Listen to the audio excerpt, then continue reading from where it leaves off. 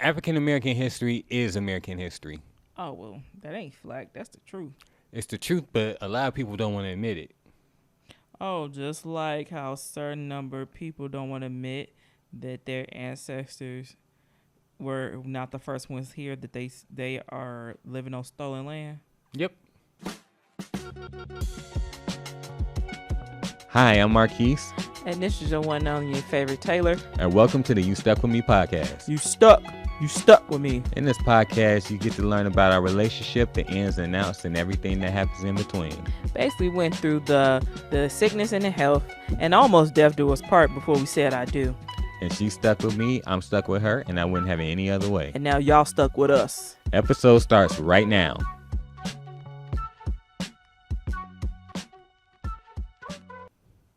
Whoa. Oh, mercy, mercy me. Oh. Things ain't what they used to be. No. Where did all the blue skies go? Poison is the wind that blows from the north and south and east. Oh. Mercy, mercy me. Oh. Things ain't what they used to be. No. Oil wasted on the ocean and among our seas, fish full of mercury. Bae, oh. we got a show to do. Oh, mercy, mercy me. I know it's Marvin Gaye, Yeah, but we got a show to do. you're right. Yo, what's going on, you guys? It's your boy Marquise. And this is your one and only your favorite Taylor. And welcome back to You Stuck With Me podcast. You stuck with me. Beautiful, how do you feel today? Honestly, I'm struggling right now. I kind of figured you said that given everything that's, yeah. And then my feet randomly want to swell up. So that's why I'm like this. Maybe your shoes were tight. No. No? Mm-mm. Okay. It was just an idea. I appreciate it, but how are you? I'm good. I'm great. Slightly hungry, but I'm great. Hi, Steve. Hey, Steve. Hey, y'all. How are you? I'm doing good. That's good. That's good. good. All right, yeah. So I'm the only one that's falling apart today. I mean, As usual. I'm sweating. You know, I'm hot, but it is a nice cross breeze going right now, so I'm cooling down. That's good. But again, I'm the only one falling apart today. Society. It's not your fault. It's nobody's fault. So in this episode, y'all, we are talking about the history of Juneteenth, the importance of it, and we're also honoring fathers in the same episode. So this is going to be a bit of a Juneteenth / Happy Father's Day episode. Yeah, so by the time this come out, both holidays would have happened. Mm-hmm. So I wanna kick this off talking about Juneteenth. you forgot something. The CTA. That's true. You're right. So CTA, y'all know it's a call to action. So make sure that y'all hit the follow button on our podcast. Make sure you rate, review, subscribe, and share, and also download, because the more downloads and the sharing that we see at the analytics, the more likely that we are to have this episode come out or go out to many people. In other words, because Marquise like to make stuff sound so scientific. Y'all follow us. Y'all share us. You like us. Stop playing around with us, because you know you love us. So go ahead and subscribe so we can continue to make more content and bring you the funny. What my wife said. So in this episode, like I said, we're going to be doing episode talking about, it's a two-part episode, not two-part episode, but this topic is going to be a multi-topic episode. So we're talking about getting tongue-tied today. I really am. I don't know why. Come on,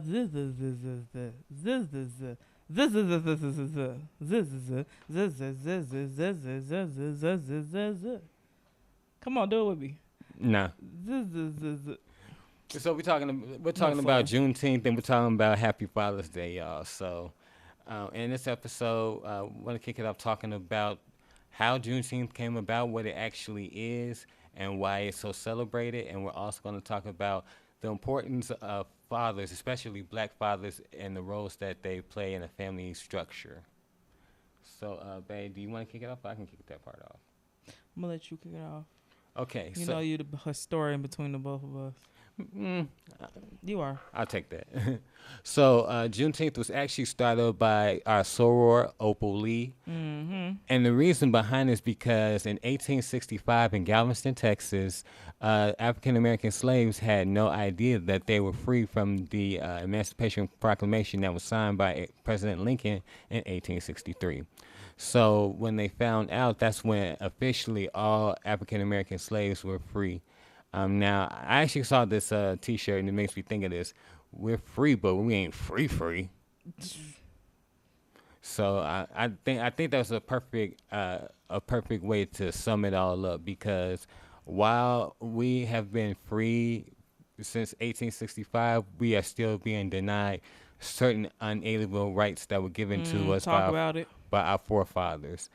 And with the celebration of Juneteenth, it's a day where we come out and we celebrate the beauty of Black culture and African Americans and where we come from in It's this our country. Independence Day. Pretty much. So, and we do know that there are people out there who don't believe in Juneteenth or don't understand why Juneteenth is so celebrated. So, one of the things that we're going to do, Those that benefit from Juneteenth, but those who ancestors started Juneteenth can't enjoy it. that too. I'm just gonna leave that there.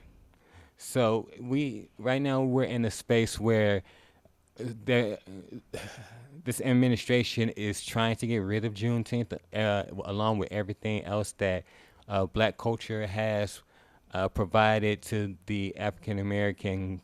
Well, I'm not saying African American, but American society. So I think that was well put.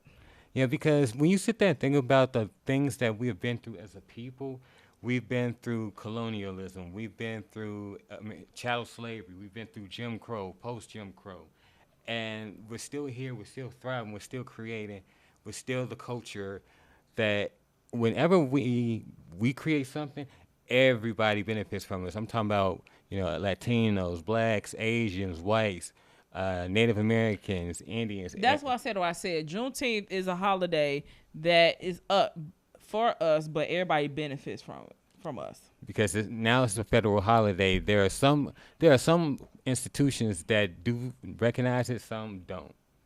Mm-hmm. And it kind of reminds me this. It was similar to recognizing Martin Luther King Day because it was a couple of states who were against it. And I actually looked this up. They were not going to receive federal funding if they continue to not recognize it. So because they weren't going to receive federal funding, each state got on board, and now that's how MLK Day is recognized all over the country.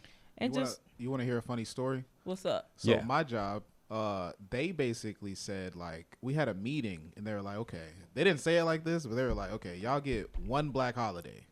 Martin Luther King Day or Juneteenth.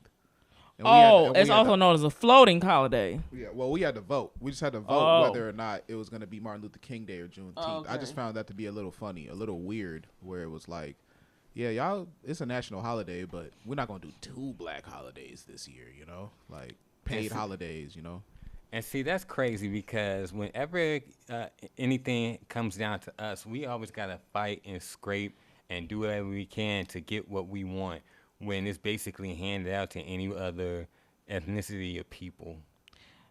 And Steve, I think that still goes on in a lot of companies. They just call it the umbrella term floating holiday. So you choose which holiday you want. Yeah. Even though by President Biden, Juneteenth was made a federal holiday, I think 5 years ago. Yeah. Oh, it don't even seem like it's been that long. Yeah, when you're not consciously thinking about something in terms of time, you'll be surprised when someone brings it up in conversation. You sit there and think about like, dang, it's really been that long? It doesn't feel like it, anything to that extent. And to your point, Bae, about how we still fighting for stuff, yes, we are. It just reminds me of something I've been fighting for at my job. I don't know. Well, I ain't gonna talk about it now because it's still going on. But it just seemed like now we still fighting for. Well, yeah, we're fighting for things that we are legally entitled to. Mm-hmm. But the thing about it is with the administration and even other leaders and stuff out here, if you notice, they try to eliminate these things because they don't want us to be educated. Mm-hmm. Right? And it seems like a lot of these things, it tries to be buried deep under. You know how like some rich families might have that one relative they don't speak about, like they don't talk about Bruno. Mm-hmm. I'm just using a comedic sense for that. Like they don't talk about that uncle or whatever like that because they got some stuff going on. It's treated like that. Yeah, and I'm gonna say this, and this is gonna be probably the statement that I would say to anybody listening, and I might get some flack for it, but it's true. Oh Lord, we're not doing the flack. Look, We're not doing the flack. African American history is American history. Oh well, that ain't flack. That's the truth. It's the truth, but a lot of people don't want to admit it. Oh, just like how a certain number of people don't want to admit that their ancestors were not the first ones here, that they are living on stolen land. Yep. But this is what happens when you try to whitewash a lot of American history to fit a narrative because you are too, I'm going to go ahead and just say it, you are too soft to admit the things that have happened, the atrocities that have happened to the African American people in this country. I wouldn't say too soft. It's like when you're ignorant to stuff, and then when somebody tells you, because you was taught one way, oh, this is rocking my world. I want to stay in my bubble. Yeah, I agree with that. I would say that it is definitely an inferiority complex. Because if you claim to be as good or superior or whatever it is that you say you are, if that was truly the case, you wouldn't have to try to take rights and strip things from other people just to make yourself feel better. That's just the truth of the matter. He said what he said. And I stand on it. But back to, the way that Juneteenth has, changed the way that we celebrate ourselves and see ourselves. This is a day where Black culture is shown at its finest. We just got back from a Juneteenth event where we saw everything that is beautiful about Black people. We're talking about clothes, we're talking about music, we're talking about hair, we're talking about food, we're talking about just basic essentials around the house. The things that we've contributed to this country should not be whitewashed or erased from history just because it doesn't fit a certain group or a certain narrative that people are trying to push. I want to talk about one experience that we did during the festival, right? Mm-hmm. So we all know the Obama Presidential Center is now open to the public. Yes, I'm excited for us to go. Yeah. We're going to talk about that in a future episode, too. Yeah. So there's this one exhibit they had there, and it was put on by, I think, Pace Bus. Mm-hmm. They had a bus. I don't think it's the actual bus, but it's like a replica of the actual bus that Rosa Parks sat in, right? So this bus was from 1949. Right. 1949. First of all, I'm walking this bus. I'm like, this bus is small. But it was an eye-opener for me because I'm seeing the signs. Usually back then it wasn't no signs. It was like an unspoken rule, like, if you were Black, you take your behind to the back, right? And the shout outs to the tour guide. Because she was amazing. She was amazing, and she was in the get up too, like yeah, the dress and everything. So between myself and my wife, I was the first one to get on the bus. Yeah. So naturally, I get on the bus in the front, and she tells me, you got on the bus wrong." I said, "Not in this century," and she was like, "Pretty good answer." She's like, "Good answer." But as we proceeded to, go through the bus because I was, shooting videos and, I went through the back because I wanted to experience it. And it was a very surreal feeling. It was a humbling experience because, first of all, when I got on there, I had to sit there and, like, take it in a little bit. Cause I'm like, This is what our grandparents and great grandparents yeah. went through. And then what they don't tell you, and what I noticed is the seats were different too. Mm-hmm. In the front, you get the comfy cushion, stuff like that. In the back, It was all hard. Rough and hard. Then just imagine it being hot like it was today, and the engine's going. Mm-hmm. Then, and I asked the tour guide because it was just processing in my mind. I'm like, you mean to tell me that our people had to go pay in the front to just walk down and go to the back, and that doesn't guarantee they'll get on. That's if the bus driver didn't pull off. So let me clean up what you just said for a little bit. So what we realized, or what we already knew prior to that, is that at that time, black people would get on at the front of the bus, pay their fare, get off the bus, walk to the back, and get back on. Back. Now, some drivers, because of their racism and other times, what they would do is black people would get on the bus, pay their fare, get off, and then the bus driver will pull off without the black person on the bus. And it's crazy to think about because a lot of people say, "Oh, that was a long time ago." That was not a long time ago because when I sat there and thought about it, at that time, my grandparents were children. Yeah, because what was her name? The one that got arrested before Rosa Parks did. Yeah, because we need to make sure that the listeners know her name. Yeah, because about this I'll look it up. So about this young lady, she was 9 months before Rosa Parks sat in the front of the bus. She did the same thing, but because they didn't make her, the reason why they didn't make her the face of the movement is because at the time, one, she was 15, and two, she was pregnant. And when Rosa Parks did it, they made her the face because one, she was already working with the NAACP, and two, everyone knew her and her husband. Her name is Claudette Colvin.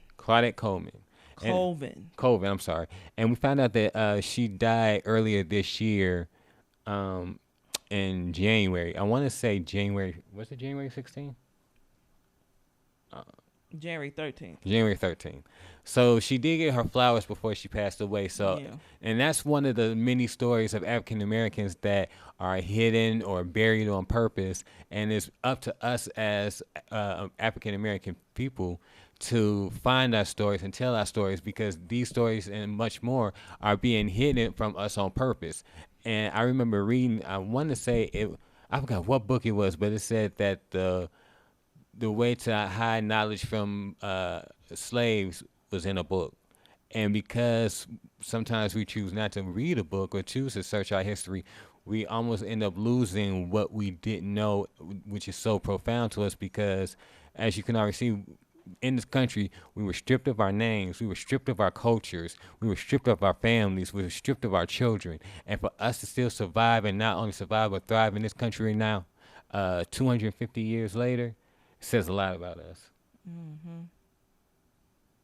I agree. And I know a lot of people have been confused, like, how do you get, you get 250 years from 1619 to 2026? Let me explain. So the first slaves were brought over in 1619. That's why you know about the 1619 Project, or at least heard about it.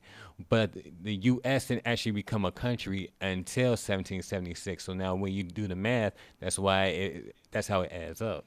That's that political science major in him. Oh, yeah. I don't think a lot of people knew. Yeah, so in college, I was a political science major. Mm-hmm. That's why I said he's a historian. Yeah, between both of us. A BA political science with a minor in African American studies. So he knows. He knows. He knows. He knows. And, I'm gonna say this to, I don't think a lot of people knew this, but growing up, I was always a history buff. History was always one of my favorite courses.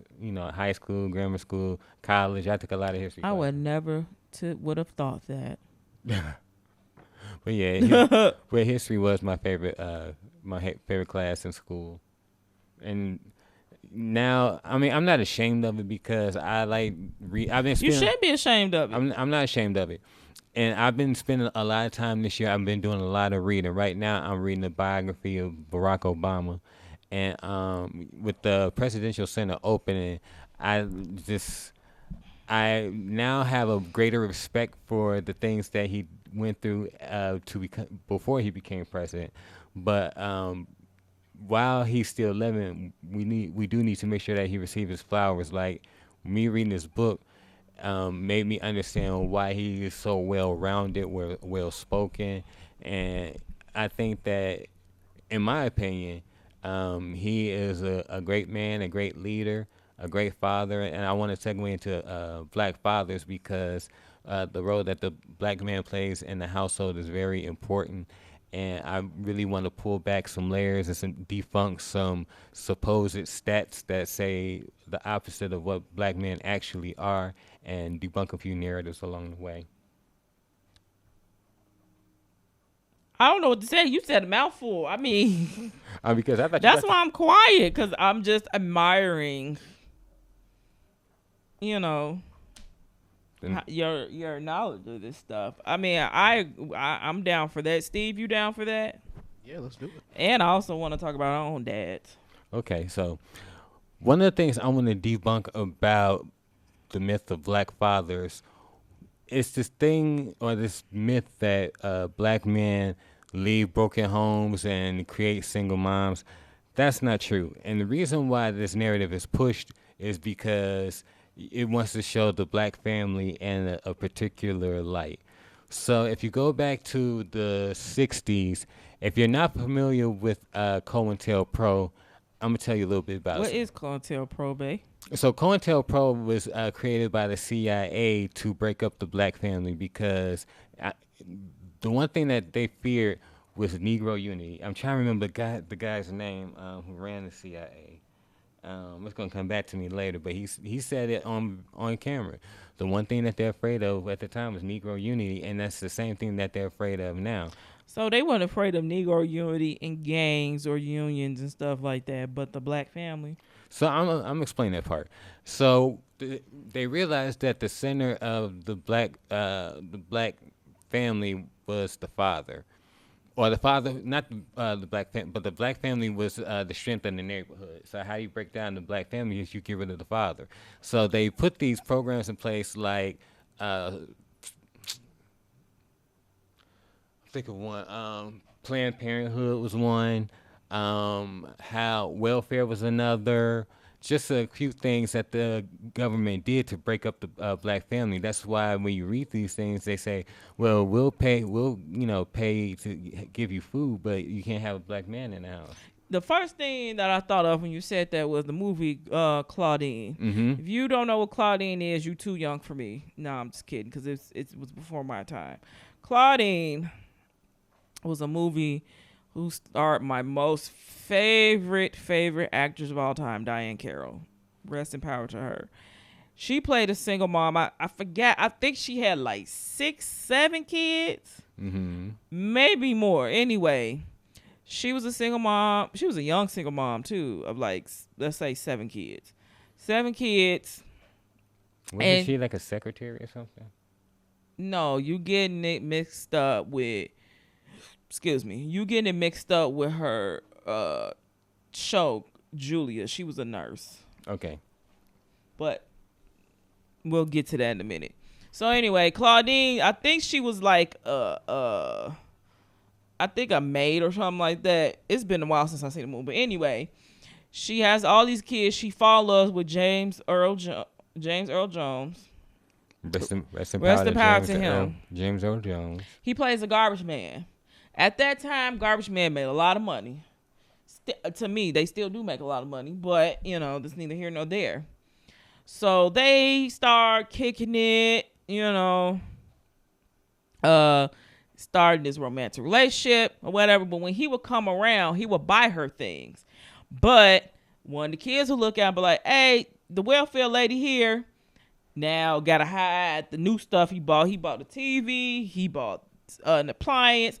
It got to a point where he had to hide in the room, in a closet, because if the welfare lady found out that she had a partner, she would lose her food stamps. Mm-hmm.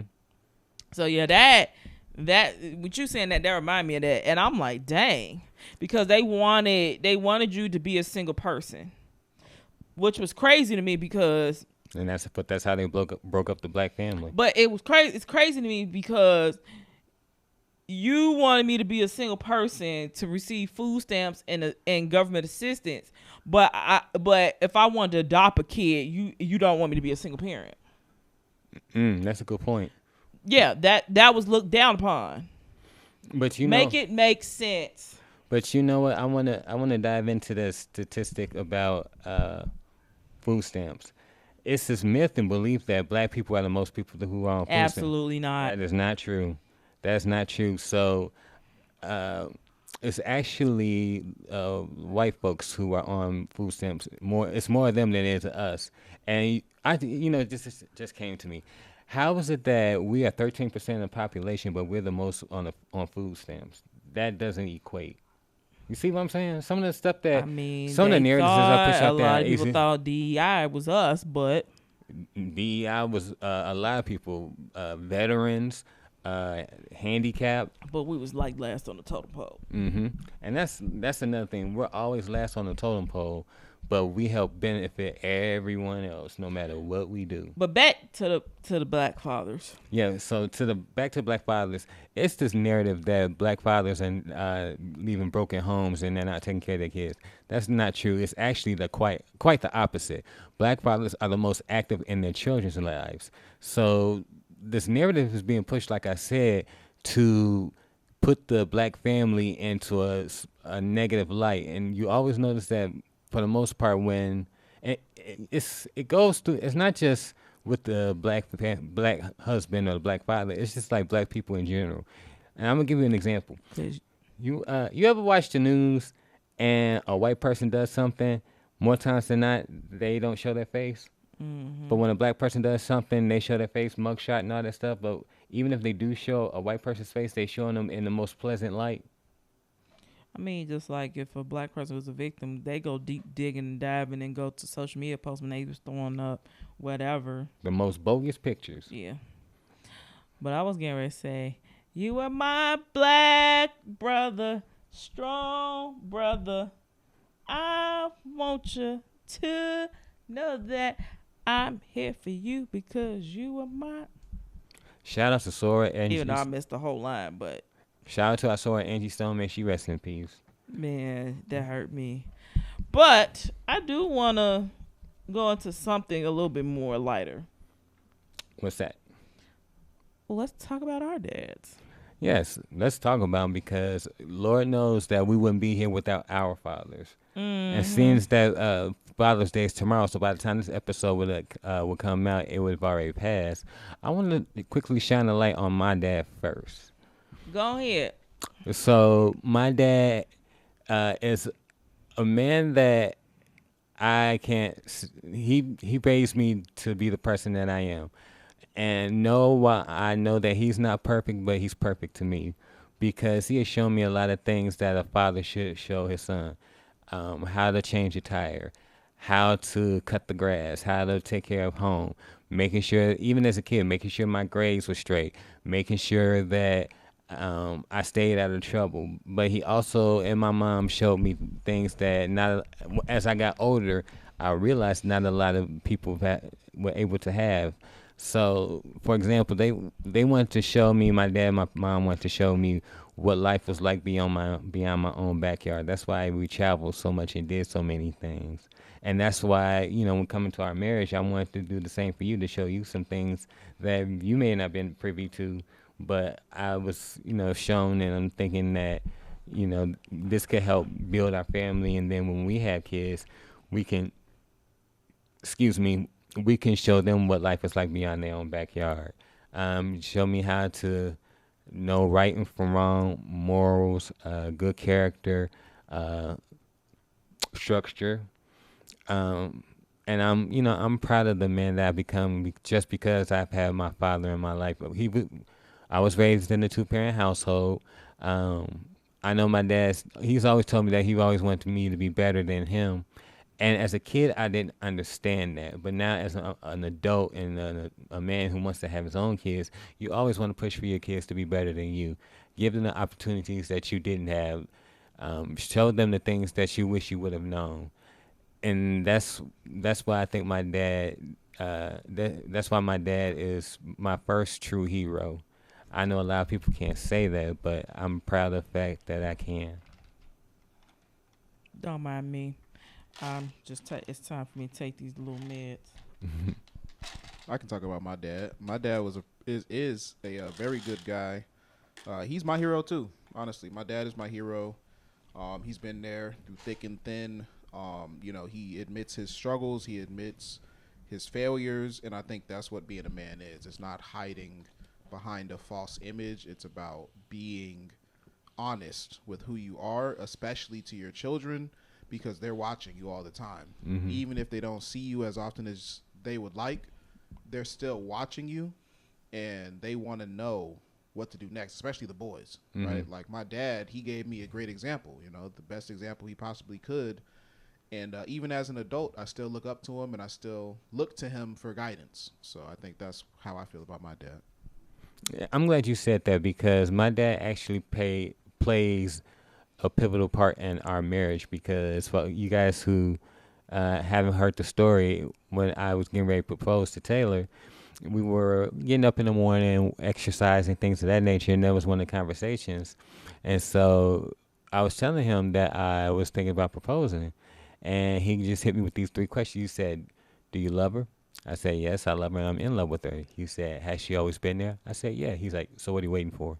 He broke it down so simple, and that's the way that's a conversation I would want to have with my kids when they are making, life-altering decisions for the better, and steering them away from life-altering decisions for the worse. And, just knowing the importance that my father played in my life isn't, I'm never going to understate it, because his importance definitely shaped and molded me to be the man I am. And like I said, if God blesses us with sons, I just want to continue it because we need more good men out here, and my dad is definitely a good man. Oh, Taylor, you gonna bless us? You gonna bless the world with some sons? that's between me and God. You might have to talk to God about that one. I mean, I want sons. I want twin boys. You know what? I'm gonna say what Jay-Z said because it was actually profound. He said, "I want a son if I'm true." I think he said, "I want a son if I want to be true. Whatever God give me, I'm cool." Yeah. I mean, I think God might mess around and give us a boy and a girl. That's what I think. Yeah, But I'm not pregnant. Not pregnant. Well, It's a shame I have to put that disclaimer out every time. I'm not currently pregnant. I'm not pregnant. You all. she's not pregnant, but of course, y'all know we want kids. When the time comes, the time comes. We're not working on our time. We're working on God's timing. So. Oh, say that again. So we're not working on our time. We're working on God's timing. Mm-hmm. And I just, I only got one rib. I still got to just have one rib. True. Mm-hmm. But beautiful. Let's speak on your father because unfortunately I didn't get the pleasure to meet him. Cause Papa was a Rolling Stone, and when he died, no, let me stop. I play too much. Y'all know I can't take these seriously. Let's see. So, my daddy, I will say this. He was definitely tall. I want to say you and him were probably close in height. I think you might have got him like by an inch. He was a tall man. Let's see. Ooh, definitely was a daddy's girl. I would say he's part of the reason why I walk around and call myself the favorite all the time because I was the apple of his eye. Mm-hmm. He actually was the one that gave me the nickname Snick. Okay, so I'll share this story. So my dad gave me the nickname Snick, which is short for Snicker bar. You probably like, what fat stuff was he on to call you a Snicker bar, right?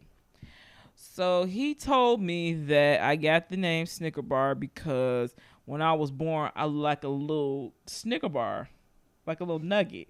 I know, some fat stuff. I reminded him of a Snicker bar, so he said, I'm gonna call you Snicker bar. And then that everybody did when I was younger, but as I got older, it just got shortened out to Snick.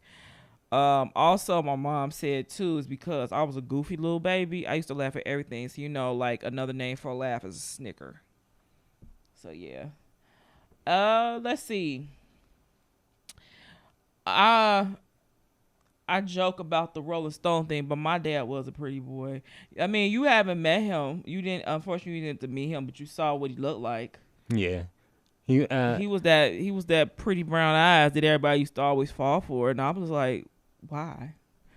I mean, you got his eyes, so I can see. No, I don't have his eyes. I have my mom's eyes. My dad had the type of eyes that would change colors with the season. That would actually be cool if you were able to do that. Baby, I'll be a problem out here in these streets.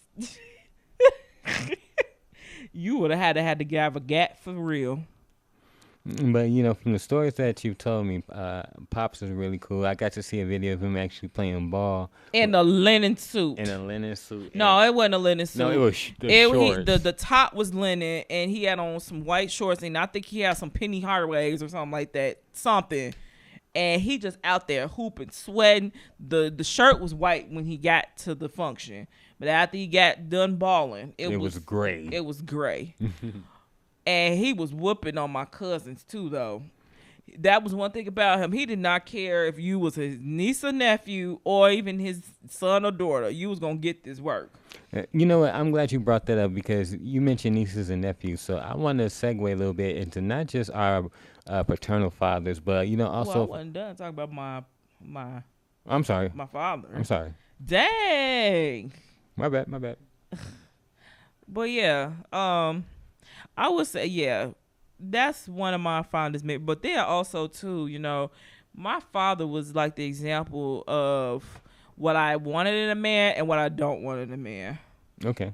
So I miss my daddy a lot. Unfortunately, he passed away when I was 14.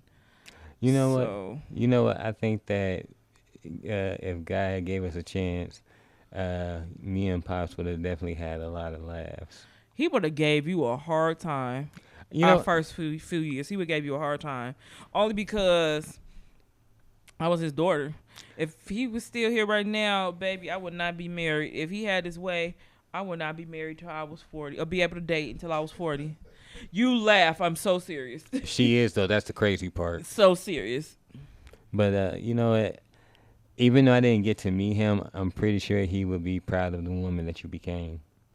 You think so? Yeah. You probably like, Stink, you a goof troop. I mean, you're college educated. You got a master's. Yeah, you're goofy and you laugh, but I think you would be the daughter after his own heart. Yeah, but I will say this though, I appreciate that and I received that. I think he would have pointed out too, like how you always point out. Everybody points out I have a master's. I don't point that out, and it's not like I'm not proud of it or anything like that. It's just like. I get what you're saying. I'm just, pointing out your accomplishments. Yeah, I know. That would have been the accomplishment right there. He would really point that up. Like, my daughter got a master's. He would have. But to talk more about fathers and father figures, I don't want to stop. No, I'm done. Okay. I'm done this time. Okay. Tall man. So, not to just talk about our actual fathers, but we also want to include father figures. We're talking about grandparents, uncles, cousins, older cousins, coaches, teachers. Other than my father, for me personally, the biggest influence on my life from a male would be my grandfather, Pawpaw. And I'm gonna tell you why. Because my grandfather, I cannot know what I want to. I can't think of a person who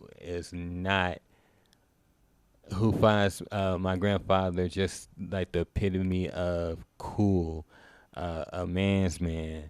I can't find anybody, I've never heard anybody say that they didn't like him. Like, even when you first meet him, he just walks around with all this wisdom and knowledge, but he also has this very laid back personality, and I've never seen other than when he's working or doing something, I've never seen my grandfather sweat, like sweating a situation or like just really anxious about anything. He's really the epitome of cool, calm, and collected.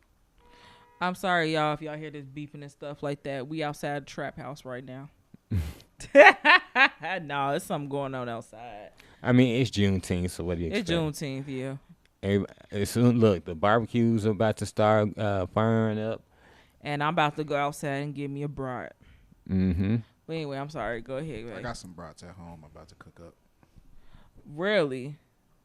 We got some right here, too. We need to... Mm-hmm. We need to do a barbecue together. Yeah. Yeah, we really do. We 'Cause do. I'm pretty mean on the sides. I can hook some sides up. I can't grill that well, but I can cook some baked mac and cheese. You know, the Juneteenth specials. You know, I'm actually about to do that today. So Okay. Are you not a grill? I know how to make burgers. I'm still working on the chicken. my burgers always fall apart because I don't like getting them frozen burgers. I like getting like ground beef and Beef. hooking it up. But yeah, Well, fun fact about me, I do not a grill. Yeah, maybe one day. But yeah, so we want to say Happy Father's Day to the fathers, to the uncles, older cousins, brothers who have kids, grandparents, teachers, coaches. Excuse me, sir. You just talked about somebody else who's a father figure. You ain't give me and Steve a chance before you just went into that segue of, you see how he be doing us, Steve? Well, I wasn't done. I was going to pass it to both of y'all. Uh-huh. You see how he been doing us? yeah. Yeah. But go ahead, babe. Now I'm going to let Steve go next. As far as other father figures go, my granddad, of course, he's 92 now, and he just shows me what it's like. One, to be married for most of your life. He's been married since he was 16. The man is 90. Well, no, Ooh. he been with my grandma since he was 16, but he's 92. I guess they got married in their 20s or something, but I mean, it didn't matter. I mean, it wasn't. looking at like 70 years. Yeah, they've been married, but for me, what means the most is his faith in God. He's had faith in God, saved since 20, something like that, or even before that, but officially saved since like 20 or so. But just seeing him, he's a deacon at my church. He even counts the offering. He does what he can, but he shows me what it's like to stay active and love the Lord and contribute to society in a way that actually matters, right? Like, he has so many grandkids and great grandkids and nephews and nieces and cousins and all these different people that sort of look up to him because he's obviously the last one of all his brothers. I think there's one left. There's one other brother left. But, all of his kids look up to him. They respect him. Obviously, we all got to go up to glory at some point. But, I mean, it's something where we can all know, like, oh, well, he lived a good life.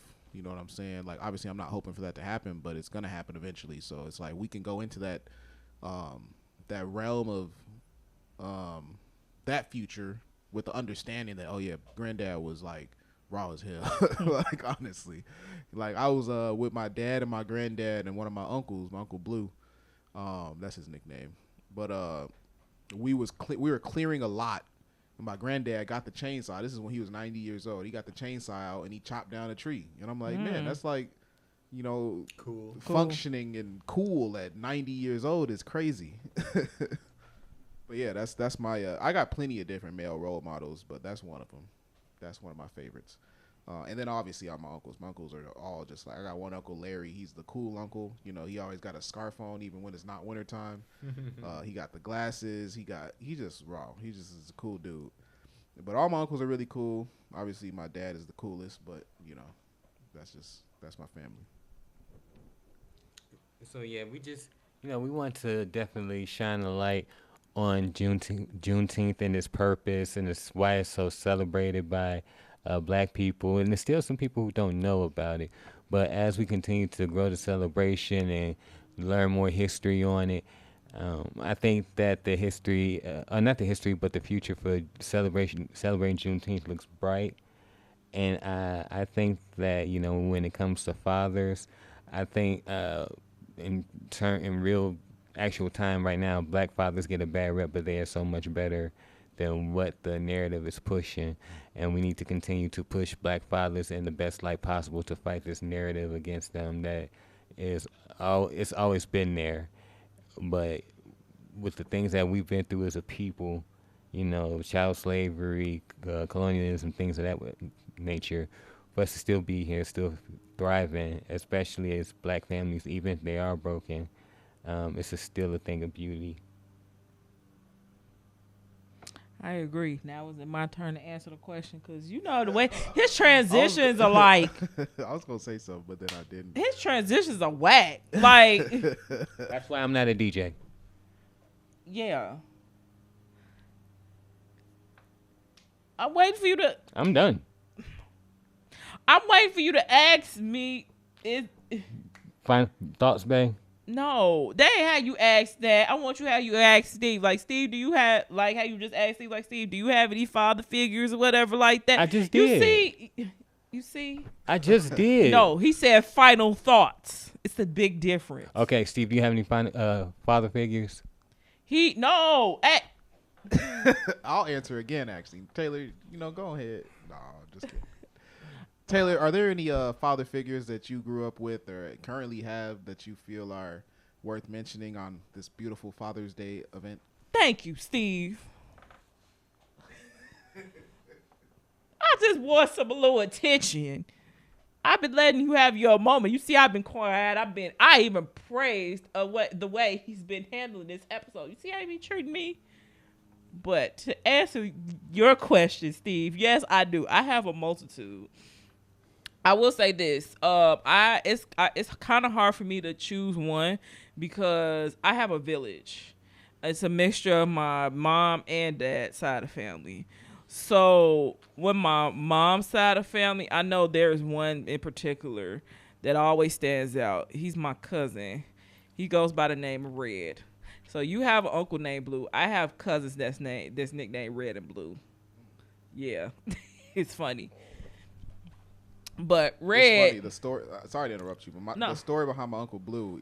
They just said when he was a baby, he was so black he looked blue. That was it. Yeah, because he is real dark skinned. Yeah. Wow, I can't tell the reason why all my cousins have their nicknames. My grandma has something to do with that, but my cousin Red, he's like, so to give a little bit of background story. My grandmother had 9 grandkids. Unfortunately, 2 of them passed away during her lifetime. So there's 7 of us. I'm the baby. I'm like number 7. Red kind of falls in the line towards the end of the line. Like, he's one of the youngest grandkids.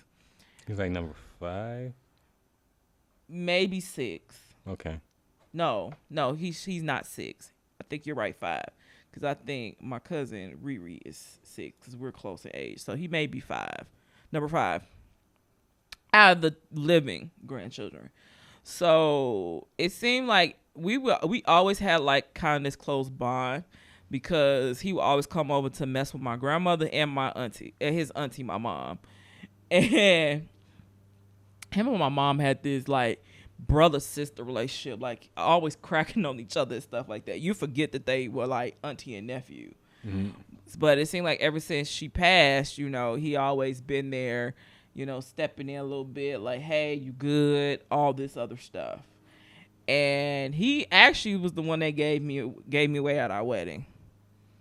I just said, hey, real quick, do me this favor, do me this solid, just give me away. He was like, okay, say less. And it was funny because he always gives me a hard time. Mm-hmm. We always cracking each other. But I'm like, I know I'm one of your favorite cousins. And how I know this is because you cried at my wedding. He would tell you that he did not. But I was like, let's review the footage. Sir, we have to review the film. Footage, right. But shout outs to Red. And then my other cousins, his brother Blue, he's been a father figure as well too. He's like more, I say he's always been like the more strict one. And then I had my other cousins that unfortunately passed away. I had a cousin named May May, and also known, his real name is Eugene. He was the one. He was like that older brother that had the swag and stuff. I used to think his wardrobe was immaculate or whatever, but he's also was one of the ones that showed me like how men can have a sensitive side when it comes to women, like how to treat them with gifts and stuff like that. Mm-hmm. My uncles, I have a lot of uncles. The one that stand out to me the most would be my Uncle Timmy. My Uncle Timmy was my father's baby brother. And isn't he the one who blessed you with your turntable? No, he's not. Okay. No, that's somebody else. Timmy was actually the one that really he really was the one that really inspired me to do music, right? Because at first when I wanted to do music, I had this whole planned out. You know how we always say we have a plan, tell God our plans, to make him laugh. I had this plan in college that I was going to be like music composition and stuff like that. And I told him that. He was so excited. And I remember back in college, if y'all follow me on Facebook, I used to try to rap. And I remember one time I did a rap. He was like, okay, niece, I see you. You trying to take on the torch or whatever like that. But I'm not no rapper in real life, y'all. I can't. I can't. But back then, you couldn't tell me anything. Excuse me. But, yeah. He was that one. He was that one that was like, okay, music can be an escape, and just to see him do music, that always inspired me.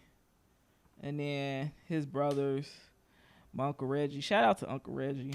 Uncle Reggie. Uncle Reggie, my Uncle Michael, Jeffrey. I think everybody's got Uncle Jeffrey. I think everybody got an Uncle Jeffrey. Everybody got like a man in their family. Probably a Pookie. I got one of them. I got a man. A man, yeah. And then, yeah, I think everybody got at least one of them. And then that's just to name a few. I don't want none of my uncles and my cousins be like, how come you didn't shout me out? I'm charging to my brain, not my heart. It's a lot of y'all. It's always on the female side of Pee-wee. You got Pee-wees a lot of the Pee-wee. time. I don't think we ever had Pee-wee. A PJ. My brother name is PJ. I would say that too. My brothers have been like a father figure in my life. The older one and the younger one. The older one, he be like, he the cool one. He like, if you need me, I'm here. But it's my baby brother. My baby brother swear that he older than me. He don't play about me at all. Isn't it always the young sibling? It's always the youngest sibling. He don't play about me at all. You would think it's the other way around. Matter of fact, he just had a birthday, so happy birthday, Linnell. Yeah, my brother just had a birthday last week. Happy birthday, Marlon. Yeah, but yeah, it's to sum it all up. I have a village, and then even those who not blood family, I have this one father figure.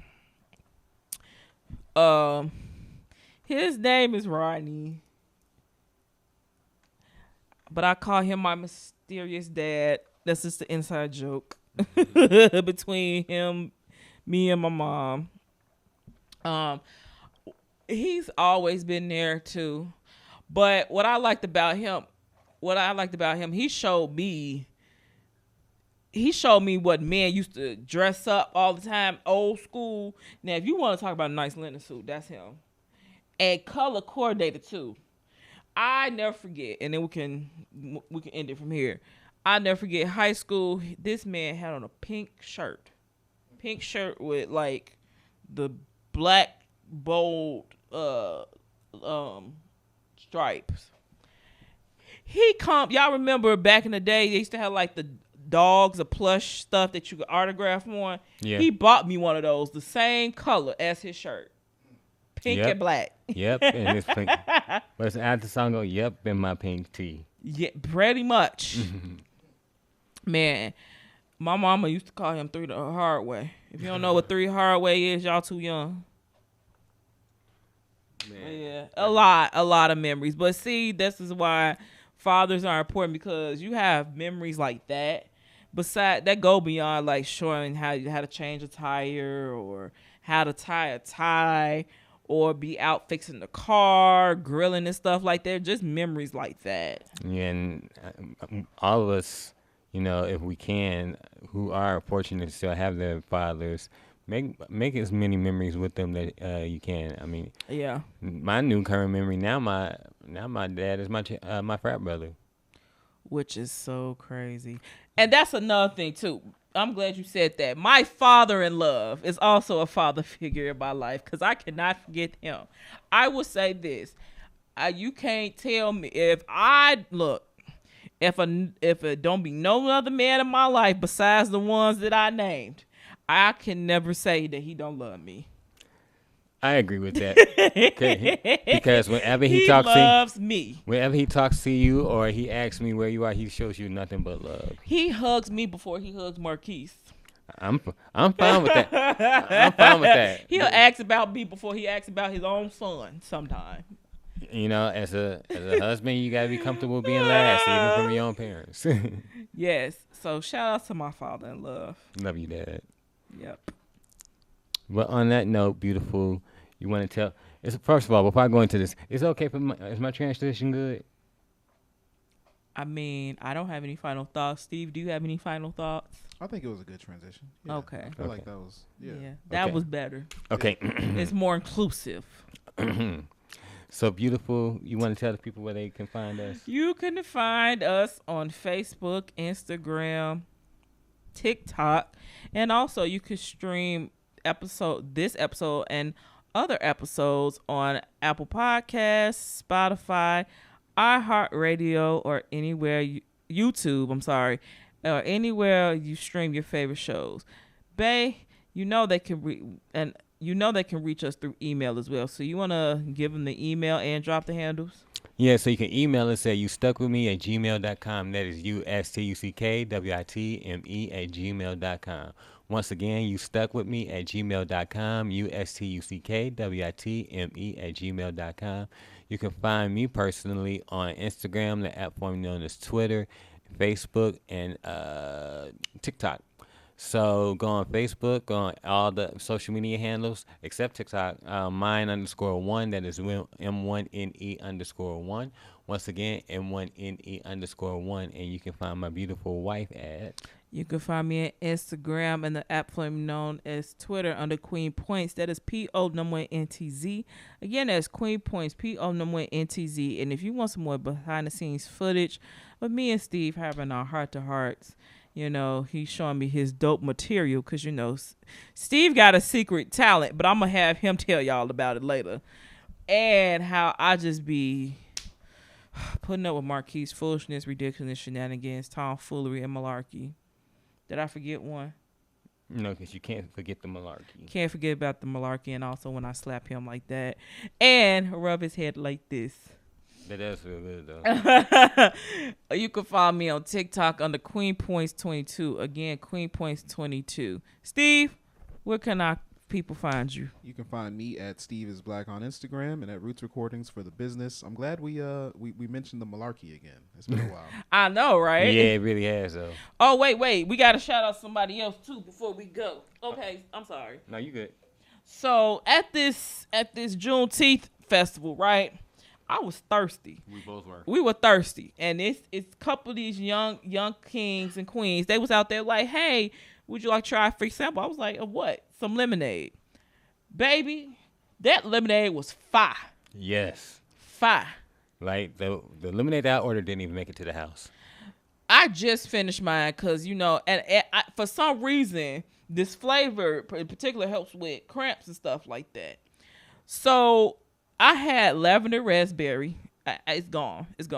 And it's called, and the brand is called Sip of That. I'm like, I get it. Let me get a sip of that. I said, oh, okay. So y'all take the chance. Follow them on TikTok and Instagram. It's called Sip of That. That is SIPPADAT. Yeah, because I had that blueberry lemonade changed my Man, life. changed changed my life. And especially for a bottle that size, it was For a bottle this size, yeah. It was reasonably priced. We'll be here hitting them up for some more. Like, where y'all popping up at? Or, like, hey, can we pick up some? Because, yeah, we got to shout out the youth, man. Yeah, these young entrepreneurs. They're out here trying to actually do something instead of knocking people over in the head. So I respect it. And then we got to shout out another entrepreneur who is near and dear to our heart. Jack Rabbit. Yes. Jackie and Icebox. Because we'll be seeing her soon. Yep. For them cookies, the ice cream, for them lemonade. Cookies. You got some milk and cookies. Well, I know it's your boy Marquise. This is your one and only, your favorite Taylor. And this is Steve. Those cookies are good too. They are. And then also, hey, we gotta promote Steve. He's an entrepreneur. Yeah. For Roots Recording. Yep. Roots Recordings. Let me know if you're in the Chicago area or remote. We can shoot a podcast at any point. Yeah. You can shoot an award. Because that is an award-winning podcast producer. Mm-hmm. He be humble about it. So, yeah. But we out of here, y'all. We gonna go and my stomach's growling, so I'm about to go eat. I'm about to go lay down because, yeah. All right, y'all. Peace out. Hey, you stuck with us. Yes, you are. Also, make sure before you go to hit that follow button, make sure to rate, review, subscribe, and share. Hey, and come back.